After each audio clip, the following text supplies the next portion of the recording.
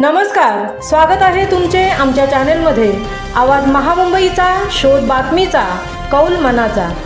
चला तर मग आमचे चॅनेल शेअर करा, लाईक करा आणि सबस्क्राइब करा। धन्यवाद।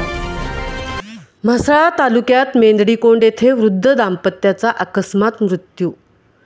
घटनेने परिसरात खळबळ। फॉरेन्सिक टीम घटनास्थळी दाखल।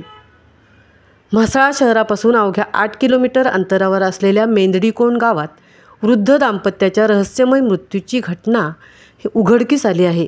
मृतामध्ये महादेव कांबळे वय वर्ष 95 आणि विठाबाई कांबळे वय वर्ष 83 या दाम्पत्याचा समावेश आहे। या प्रकरणी मृतांची मुलगी अर्चना भालचंद्र पाटील वय वर्ष 40 राहणार शिस्ते तालुका श्रीवर्धन हिने म्हसळा पोलिसात फिर्याद दिली असून पोलिसांनी अकस्मात मृत्यू रजिस्टर क्रमांक 14/2025 आणि 15/2025 नोंदवले आहेत। फिर्यादी अर्चना हिला गावातील अध्यक्षांनी आईवडिलांची तब्येत बरी नाही असे कळवल्यानंतर ती घरी आली असता दोघेही मृत अवस्थेत आढळले असे तिने सांगितले। घटनेची माहिती मिळताच मेंदडी प्राथमिक आरोग्य केंद्रातील वैद्यकीय अधिकाऱ्यांनी घटनास्थळी भेट देऊन दोघेही मयत असल्याचे घोषित केले। मृतदेह पुढील तपासासाठी जे रुग्णालय मुंबई येथे पाठवण्यात आले आहेत। दरम्यान प्रकरणाचे गांभीर्य लक्षात घेऊन सहाय्यक पोलीस निरीक्षक S.A. पारखे यांनी घटनास्थळी भेट दिली।